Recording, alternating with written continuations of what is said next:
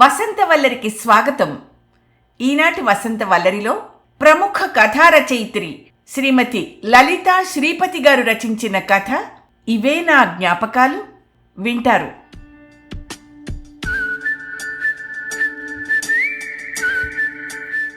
ఉదయభానుడు ఎర్రగా ఏడుపు దిగమింగుకున్న నా మొహంలా ఉన్నాడు. పొద్దున్నే అవడంతో ఎక్కువ ట్రాఫిక్ లేదు. శ్రీనగర్ కాలనీలో ఉన్న మా ఫ్లాట్ నుంచి కొంపల్లి పెద్ద దూరం కాదు. నాకే డ్రైవ్ చేయబుద్ధి అవ్వక క్యాబ్ పిలిచాను. దాదాపు 6 ఏళ్ల తర్వాత బాబాయ్ ఇంటికి వెళ్తుంటే ఏదో భయం, బాధ, రకరకాల అనుభూతులు చుట్టుముట్టాయి నన్ను. బాబాయ్ అంటే నాన్న తమ్ముడు. నాన్నకంటే 7-8 ఏళ్ళు చిన్నవాడు. నా చిన్నతనంలో అందరం కలిసే ఉండేవాళ్ళం. నేను పుట్టినప్పుడు బాబాయ్ అప్పుడే ఇంజనీరింగ్లో చేరాడు. నాన్న దగ్గరలోని పల్లెటూళ్ళలో బ్యాంకులో ఉద్యోగం చేసేవారు. నానమ్మ తాతయ్యలతోనే అమ్మ నేను ఉండేవాళ్ళం. నేను పుట్టగానే ముందు బాబాయే నన్ను ఎత్తుకున్నట్ట. అసలు ఆ ఆనందమే వేరని ఎన్నిసార్లు చెప్పాడో లెక్కలేదు. నాకు 5 ఏళ్ళు వచ్చే వరకు నాన్న ఆ పల్లెటూళ్ళలోనే ఉండేవారు. అప్పట్లో నాన్నకంటే బాబాయ్ అంటేనే నాకు ఇష్టం ఉండేది. కాలేజీ నుంచి రాగానే నన్ను ఎత్తుకుని ఆడించేవాడు. స్కూటర్ మీద కూర్చోపెట్టుకుని తిప్పేవాడు. అమ్మ అంటూ ఉండేది, కృష్ణ వాణ్ణి ముద్దు చేసి పాడు చేస్తున్నావయ్యా, మొండిగా తయారవుతున్నాడు అని. ముద్దు చేస్తే పాడవుతారా వదినా? నువ్వు కూడా నన్ను ముద్దుగానే చూస్తావుగా అనేవాడని చెప్తూ ఉండేది అమ్మ. ఇంజనీరింగ్ అయ్యాక బాబాయ్ ఉద్యోగం వచ్చి హైదరాబాద్ వెళ్ళిపోయాడు. నాన్నకి ట్రాన్స్ఫర్ అయ్యి మేం వైజాగ్ వెళ్ళాం. అప్పుడు బాబాయ్ కోసం బెంగ పెట్టుకున్నాను నేను. ఓసారి జ్వరం కూడా వచ్చింది. బాబాయ్కి ఫోన్ చేస్తే అప్పటికప్పుడు విమానంలో వచ్చాడు నా కోసం. బాబాయ్ పెళ్ళికి నేనే తోడి పెళ్ళి కొడుకుని. బాబాయ్కి పిన్నితో పెళ్ళైతే నాకెందుకు అవ్వలేదు అని ఏడిచాను. పిన్నితో నాకు కూడా పెళ్లి చేయమని, నేను వాళ్లతోనే ఉంటానని ఏడిస్తే నా మెళ్ళో బంగారు గొలుసు వేసి, మన ఇద్దరికీ పెళ్ళయింది, నువ్వు మాతోనే ఉండు అన్న పిన్నిని మర్చిపోలేను. ఉద్యోగరీత్యా వేరే వేరే ఊళ్ళల్లో ఉన్నా ప్రతి పండక్కి అందరం ఒక దగ్గర కలిసేవాళ్ళం. తాతయ్య రిటైర్ అయ్యాక నాన్నమ్మతో సొంతూళ్ళలో ఉండేవారు. సెలవులు వస్తే నాకు పండగే. అటు బాబాయ్ దగ్గరకో నాన్నమ్మ దగ్గరకో వెళ్ళేవాడిని. సమస్య ఎక్కడో తెలియదు కానీ బాబాయ్కి పిల్లలు పుట్టలేదు. అందుకో మరెందుకో బాబాయ్ పిన్ని నన్ను చాలా ప్రేమగా చూసేవారు. నాకు వాళ్ళ దగ్గర ఎంతో బాగుండేది. ఏదైనా ట్రీట్మెంట్ తీసుకోండి లేదా ఎవరినైనా పెంచుకోండి అని నాన్న అంటే, నాకు వేరే పిల్లలెందుకన్నయ్యా, చిన్న నా కొడుకు కాదా అనేవాడు నాన్నతో బాబాయ్. పిన్ని కూడా నేనంటే ప్రాణం పెట్టేది. నాకు ఇంజనీరింగ్ ఎంట్రన్స్లో మంచి ర్యాంక్ వచ్చి యూనివర్సిటీ కాలేజీలో కంప్యూటర్ సైన్స్లో సీట్ వచ్చిన రోజున బాబాయ్ సంతోషానికి పట్టపగ్గాలు లేవు. అందరికీ మా అబ్బాయికి కంప్యూటర్లో సీటు యూనివర్సిటీలో వచ్చింది అని చెప్పి సంతోషపడ్డాడు. తెలియని వాళ్ళు, మీకు పిల్లలు లేరుగా అంటే, చిన్న అవడానికి మా అన్నయ్య కొడుకే గాని వాడు నా వారసుడు అనేవాడు. అమెరికా వెళ్ళాలనే కోరికని నాలో పెంచి పోషించింది కూడా బాబాయే. తనకప్పట్లో కుదరలేదని ఎలాగైనా నన్ను అమెరికా పంపాలని పట్టుపట్టాడు. అమ్మా నాన్న పెద్ద ఇష్టపడకపోయినా నేను బాధపడతానని ఒప్పుకున్నారు. అదిగో ఆ అమెరికా ప్రయాణమే నన్ను బాబాయిని దూరం చేసింది. ఎంఎస్ అయిన వెంటనే ఉద్యోగం వచ్చింది. ఇండియాకు వచ్చి అందరినీ కలిసే టైం లేక వెంటనే చేరిపోయాను. మరుసటి సంవత్సరం అమ్మా నాన్నల్ని పిలిచాను. వాళ్ళు 2 నెలలు నా దగ్గరుండి వెళ్ళారు. వాళ్లతో పాటే బాబాయిని పినిని కూడా రమ్మంటే, తాతయ్య నాన్నమ్మ పెద్దవాళ్ళయ్యారు, 2 కొడుకులు దగ్గర లేకుండా 2 నెలలు వాళ్ళని విడిగా ఉంచడం మంచిది కాదని వాళ్ళు రాలేదు. ఆ తర్వాత నేనొద్దామంటే కరోనా అడ్డం వచ్చింది. దాదాపు 3 ఏళ్లు దాని భయంతోనే గడిపాం. వీడియో కాల్స్ ఉండబట్టి అందరినీ చూస్తూ మాట్లాడడం జరిగింది. కరోనా తగ్గింది అనేలోగా ఉద్యోగాల కోతలు ఎక్కువయ్యాయి అమెరికాలో. నాకేం కాదులే అన్న ధీమాతో ఉన్న నాకు ఉద్యోగం పోయిందన్న ఈమెయిల్ చదివి పిడుగుపడ్డట్టే అయింది. ఉద్యోగం ఉందన్న ధీమాతో అమ్మా నాన్నల కోసం ₹1,00,00,000 పెట్టి ఫ్లాట్ కొన్నాను. అమెరికాలో నా కోసం కారు కొనుక్కున్నాను. అసలే జాబ్ మార్కెట్ సరిగ్గా లేదు. వీసా టైం అయ్యేలోగా కొత్త ఉద్యోగం దొరక్కపోతే అమెరికాలో ఉండలేను. ఇవన్నీ అమ్మ వాళ్ళకి చెప్తే వాళ్ళు తట్టుకోలేరు. వాళ్ళకి తెలియకుండా ఉన్న డబ్బులు జాగ్రత్తగా వాడుతూ తీవ్ర ప్రయత్నం చేస్తే 6 నెలలు గడిచేలోగా కొత్త ఉద్యోగం వచ్చింది. అమ్మయ్యా అనుకున్నాను. అప్పుడే బాబాయికి సడన్గా హార్ట్అటాక్ వచ్చిందని చెప్పారు. స్టెంట్ వేశారని, ప్రస్తుతం పర్వాలేదన్నారని చెప్పారు. బాబాయ్ ఆసుపత్రి నుంచి ఇంటికొచ్చాక దాదాపు రోజు ఫోన్లో మాట్లాడేవాడు. ఒక్కసారి నిన్ను చూడాలనుందిరా చిన్నా అంటే నేనేం చేశాను? వీసా సమస్య ఉంది, ఎక్కువ రోజులు సెలవు పెడితే ఉద్యోగం పోతుంది అని చెప్పలేక ఇదిగో వస్తున్నాను, అదిగో వస్తున్నాను అంటూ కాలం గడిపాను. తీరా నేను బయలుదేరేసరికి బాబాయ్ ఈ లోకం వదిలి వెళ్ళాడు. ప్రాణం లేని బాబాయిని చూడలేనని చివరి చూపుకు కూడా రాలేదు. ఇది జరిగి దగ్గర 6 నెలలు దాటింది. పిన్నితో ఎన్నిసార్లు ఫోన్లో మాట్లాడదామన్నా ఫోన్ ఎత్తేది కాదు. అమ్మని అడిగితే ఏమోరా మరీ పిచ్చిదానిలా అయ్యింది, ఇక్కడికి రమ్మన్నా రాదు, తాతయ్య వాళ్ళు వెళ్ళినా ఒక మాట పలుకు లేకుండా తలుపులేసుకుని లోపలే ఉంటోంది, వీళ్ళకి విసుగు పుట్టి వచ్చేశారు, తనకి భర్త పోయాడు నిజమేరా, కానీ వీళ్ళకి కొడుకు పోయాడుగా అంది. మామూలుగా అమ్మ అలా విసుక్కోదు. స్వతహాగా పిన్నంటే అమ్మకి చాలా ఇష్టం. సరిగ్గా అదే టైంలో మా కంపెనీ నాకు ఇండియాలో ఉన్న బ్రాంచ్లో పనిచేసే అవకాశం ఇచ్చింది. డాలర్లలో కంటే తక్కువే అయినా మంచి జీతమే వస్తుంది. వెంటనే ఒప్పుకుని వచ్చేశాను. వచ్చి 2 రోజులైంది. పిన్ని గురించి మాట్లాడితే అందరూ అంటున్నది ఏమిటంటే అదో పిచ్చిది అని, ఒక్కతే ఉంటోందని చెప్పారు. ఇవాళ సెలవు, ఏమైనా పిన్నిని చూడాలి అని బయలుదేరాను. బాబాయ్ ఫ్లాట్ వద్దనుకుని కొంపల్లి వైపు ఇల్లు కట్టుకున్నాడు. ముందు నుంచి చెట్లు మొక్కలు అంటే ఇష్టం ఉన్న ఇద్దరూ ఇంటి చుట్టూ అన్ని చెట్లు వేసుకున్నారు. ఖాళీ ఉన్నప్పుడల్లా చెట్ల మధ్య గడిపేవారు పిన్ని బాబాయ్. ఆలోచిస్తూ ఉండగానే క్యాబ్ బాబాయ్ ఇంటి ముందు ఆగింది. గేట్ తీసిన నాకు ఒక్క నిమిషం వేరే ఇంటికి వచ్చానా అన్న సందేహం కలిగింది. తుప్పు పట్టిన గేటు, వాకిలంతా చెత్త, లోపల చెట్లన్నీ ఎండిపోయి వాడిపోయి ఉన్నాయి. బయట స్కూటరు, కారు కూడా దుమ్ము పట్టున్నాయి. అసలు వాటిని ముట్టుకున్నట్టు లేదు. లోపలికి వెళ్ళి బెల్లు కొట్టాను. ఎవ్వరూ పలకలేదు. తలుపులు దబదబా బాదాను పిన్నీ అంటూ. అప్పుడు శబ్దమైంది. నెమ్మదిగా తలుపు తీసిన వ్యక్తి ఎవరో నాకు తెలియలేదు. రేగిపోయి నెరిసిన జుట్టు, నలిగి వెలిసిన నూలు చీర, మొహమంతా ఉబ్బిపోయి చూస్తే భయం వేస్తున్న ఆవిడ ఎవరూ అంది. ఇక్కడ మా పిన్ని ఉండాలండి, ఇప్పుడు ఆవిడ ఎక్కడున్నారు అన్న నన్ను చూసి చిన్నా అంది. నేను తూలి పడబోయాను. చటుక్కును పట్టుకుని దా లోపలికి రా అని ఇంట్లోకి నడిపించింది. కుర్చీలో కూర్చున్న నేను పిన్ని వంక చూస్తే అంతా మసకగా ఉంది. నాకు కళ్ళు నులుముకుంటే కళ్ళ నీరు తగిలింది. నేనేమీ మాట్లాడలేదు. పిన్ని కంగారుగా మంచినీళ్ళు తెచ్చిచ్చింది. తాగుదామనుకున్నాను, కానీ ఒక్క గుక్క తాగేసరికి కొరబోయింది. దగ్గుతుంటే తల మీద చెయ్యి వేసి తడుతూ అమ్మ తలుచుకుంటోంది అంది. నేను ఆ చెయ్యి పట్టుకుని లేదు, బాబాయ్ తలుచుకుంటున్నారు అన్నాను. పిన్ని ఏమీ మాట్లాడలేదు. ఆమె కంట చుక్క నీరు రాలేదు. ఇద్దరం అలా మూగగా ఉన్నాం. గేటు కిర్రుమని శబ్దమైంది.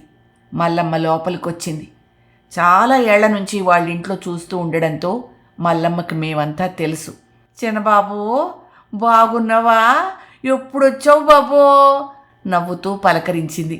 నేను సమాధానం చెప్పకుండా ఇల్లు ఇలా ఉంటే బాబాయ్ ఊరుకుంటారా మల్లమ్మ, ఇంత చెత్తగా పెట్టేవేమిటి, నువ్వు చీపురు తీసుకుని ఊడిస్తే నేను కవర్లోకి ఎత్తుతాను పద అంటూ వంటింట్లోకి వెళ్ళి చెత్తెత్తే కవర్ తెచ్చాను.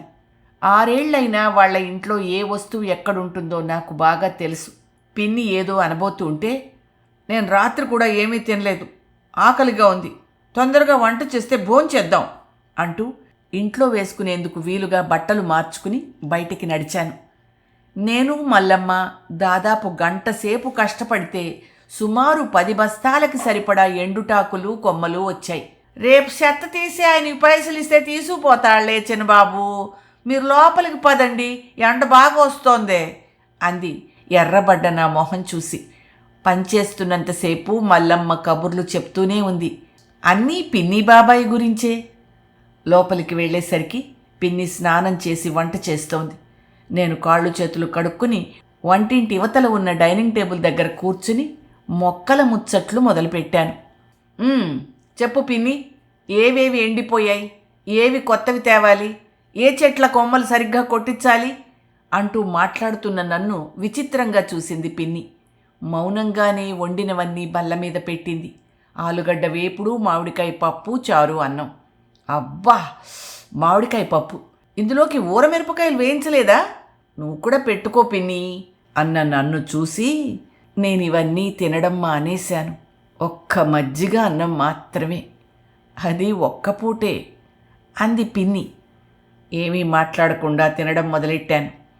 భోజనం అయ్యాక నెమ్మదిగా అన్నాను, పిన్ని, బాబాయ్ పోయి దాదాపు 6 నెలలు దాటింది. ఆ స్కూటరు, కారు అలానే ఉంచావు. అలమారలో బాబాయ్ బట్టలన్నీ అలాగే ఉన్నాయి. ఆ ర్యాకులో చెప్పులు కూడాను అన్నాను.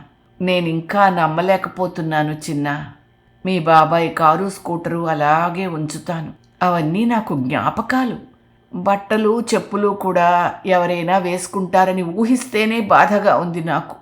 ఓకే, మరి నువ్వు ఇలానే విరాగిలా ఇంట్లోనే ఉంటావా? ఎక్కడైనా ఆశ్రమానికి వెళ్ళిపోతావా? అలా అడిగిన నన్ను వింతగా చూసింది. నేను ఆశ్రమానికి వెళ్ళడం ఏమిటి? మరి నువ్వు జీవితం మీద, నీ శరీరం మీద ఏమాత్రం శ్రద్ధ లేకుండా సన్యాసినిలా ఉన్నావు. బాబాయ్ సడన్గా పోయారు. ఆ షాక్ ఎవరికైనా ఉంటుంది. అందులో నువ్వు బాబాయ్ ఒకరికొకరుగా బతికారు. అది తట్టుకోవడం కష్టమే. కానీ నువ్వు చనిపోయేదాకా బతకాలిగా. ఆత్మహత్య అయితే చేసుకోవుగా. ఒంటరిగా ఉంటున్నావు. మన వాళ్ళు ఎవరైనా వచ్చినా అస్సలు పట్టించుకోవు. వంట చెయ్యవు, ఇల్లు శుభ్రం చెయ్యనివ్వవు. చెట్లలో అంతా చెత్త. ఏ పాములైనా రావచ్చు. స్కూటరు, కారు జ్ఞాపకాలతో వాటిని మ్యూజియంలా ఏర్పాటు చేస్తావా? రేపు అవి తుప్పు పట్టి విరిగిపోయినా అలానే ఉంచుతావా? బాబాయ్ బట్టలు, ఆయన వాడి వదిలేసిన షేవింగ్ బ్రష్, దువ్వెన్న, చెప్పులు, సామాను, ఇవేనా నీకు ఆయనతో జ్ఞాపకాలు?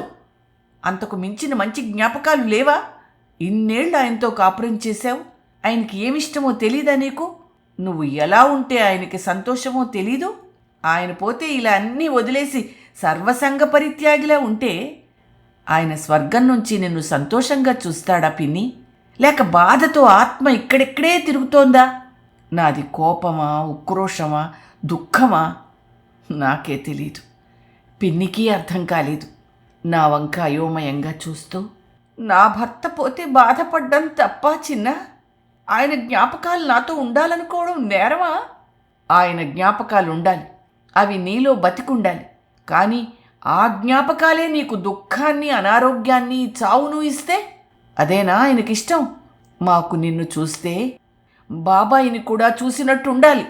ఆయన జీవితంలో ఏమి సాధించాలనుకున్నాడో అవి నువ్వు సాధించాలి. నేను పిన్ని అర్ధనారీశ్వరులం అనేవాడు బాబాయ్. ఆయనకి పేద విద్యార్థుల్ని చేరదీసి లెక్కలు, ఇంగ్లీషు చెప్పడం ఎంత ఇష్టమో. నువ్వు అవి చెప్పలేకపోతే మనిషిని పెట్టి చెప్పిద్దాం. బాబాయికి చెట్లు పచ్చగా ఉండడం ఇష్టం. నువ్వు చేయలేకపోతే మాలిని పెడదాం. నువ్వు సంగీతం పాడితే బాబాయికి ఎంత ఇష్టమో. ఒకవేళ నువ్వు పోయి ఆయనే ఉండి ఇలానే ఇల్లు ఉంచి నీలానే విరాగిలా ఉంటే అవే నా జ్ఞాపకాలు అంటే? ఆగాను. రంగులు మారుతున్న పిన్ని ముఖంలోకి చూశా. ఏమీ మాట్లాడకుండా రూమ్లోకి వెళ్ళి తలుపు వేసుకుంది పిన్ని. నేను కామ్గా ఇంకో రూమ్లోకి వెళ్ళి నిద్రపోయాను. ఒళ్ళు తెలియకుండా నిద్ర పట్టేసింది. నిద్ర లేచి చూస్తే ఓ నిమిషం నేను ఎక్కడున్నానో అర్థం కాలేదు.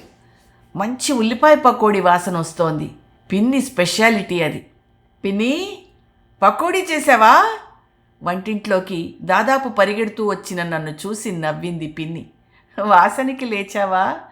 మొహం కడుక్కునిరా, ఇద్దరం పకోడీ, టీ తీసుకుందాం. పిన్ని, నీ కోపం రాలేదా? ఆశ్చర్యంగా అంటున్న నన్ను చూసి. కోపం ఎందుకు? బుద్ధుడికి జ్ఞానోదయం అయినట్టు నీ బోధలు విన్నాక నాకు జ్ఞానోదయం అయింది. నేను ఆలోచించాను. నిజమే, మీ బాబాయ్ జ్ఞాపకాలను పదిలంగా ఉంచుకోవాలంటే ఇలా చెయ్యక్కర్లేదు. తిన్నాక అన్నీ సర్దుదామే. బట్టలు, మిగిలిన వస్తువులు కూడా పేదవాళ్ళకి ఇచ్చేస్తాను. నీతో వచ్చి కొన్నాళ్ళు మీ ఇంట్లో ఉంటాను. వస్తూ వస్తూ అత్తయ్యని, మావయ్యని కొన్ని రోజులు ఇక్కడికి తీసుకొస్తాను. బాబాయ్ సంవత్సరికంలోగా ఇల్లంతా బాగు చేయిస్తాను. మళ్ళీ చెట్లన్నీ పూలు కాయలతో కళకళ్ళాడేలా చేస్తాను. మరి నాకు కారు నేర్పించవు? స్కూటర్ ఎవరికైనా ఇచ్చేస్తాను. ఆపకుండా చెప్పుకుపోతున్న పిన్ని వంక చూసి, పిన్ని, నిన్ను బాధ పెట్టానా? కొంచెం కఠినంగా చెప్పావు అంతే. అప్పటికి కానీ నాకు అర్థం కాలేదుగా. నీలాగా నాతో మాట్లాడే స్వతంత్రం నేను ఎవ్వరికీ ఇవ్వలేదు అని అర్థమైంది. నువ్వన్నట్టు నాకు భర్త పోయాడు నిజమే, కానీ తాతయ్య నానమ్మలకి కొడుకు, మీ నాన్నకి తమ్ముడు, మీ అమ్మకి కొడుకు లాంటి మరిది పోయాడు. నేనే ఆ షాక్ నుంచి తేరుకోలేక అందరినీ దూరం పెట్టి మూర్ఖంగా ప్రవర్తించాను అంటున్న పిన్నిని దగ్గరికి వెళ్ళి హత్తుకున్నాను. అప్పుడు ఏడ్చేసింది పిన్ని. తెరలు తెరలుగా మొదలయ్యి ఉప్పెనగా ఏడ్చింది. కడుపులోని అగ్నిపర్వతం బద్దలయ్యి దుఃఖమంతా లావాలాగా బయటికి తన్నినట్టుగా ఏడ్చింది. మొగుడు పోతే కళ్ళ నీళ్లు పెట్టుకోలేదా రాక్షసి అన్న నాన్నమ్మ మాట గుర్తొచ్చింది. చుట్టూ చెయ్యి వేసి, పిన్ని, నేను మీ కొడుకుని, ఆ ఒక్క సంగతి గుర్తుంచుకో చాలు అన్న నన్ను చూసి నెమ్మదిగా తేరుకొని మొహం కడుక్కొని వచ్చింది. చిన్న, ఇంక నేను మీ బాబాయ్ ఎక్కడున్నా సంతోషంగా ఉండేటట్టు బతుకుతాను. నా సంగీతం క్లాసులు మొదలెడతాను. పేద పిల్లలకి చదువు చెప్తాను. ఇంకా ఏమైనా చేయొచ్చేమో ఆలోచిస్తాను. మీ బాబాయ్ జ్ఞాపకాలు మనసుకు హాయిగా ఉండేవి మాత్రమే గుర్తు చేసుకుంటాను. అలా చెప్తున్న పిన్ని వంక ప్రేమగా చూసి, ఇవన్నీ కూడా బాబాయ్ జ్ఞాపకాలే పిన్ని సంతోషంగా అన్నాను. నవ్వుతున్న పిన్నిని చూసి బాబాయ్ సంతోషించాడన్నట్టు ఎండిపోయిన నేల తడిసేలా చిరుజల్లు కురిసింది.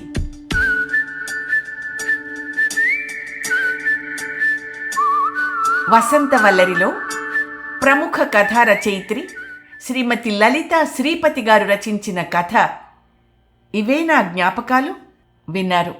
ఈ కథ అక్టోబర్ 5, 2025 నాటి ఈనాడు ఆదివారంలో ప్రచురితమైంది. వసంతవల్లరిలో ఇవాల్టి కార్యక్రమం మీకు నచ్చిందని ఆశిస్తున్నాను.